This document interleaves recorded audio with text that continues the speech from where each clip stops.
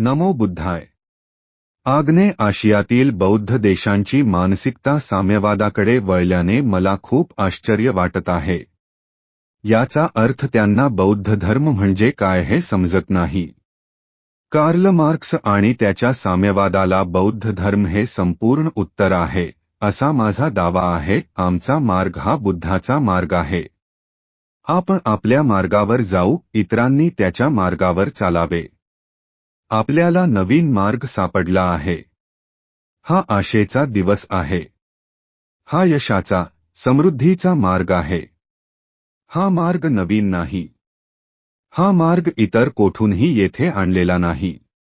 हा मार्ग इथून पूर्णपणे भारतीय आहे. बौद्ध धर्म भारतात 2000 वर्षांपासून आहे, ज्याने आपण बुद्धिवादी बनू शकलो नाही.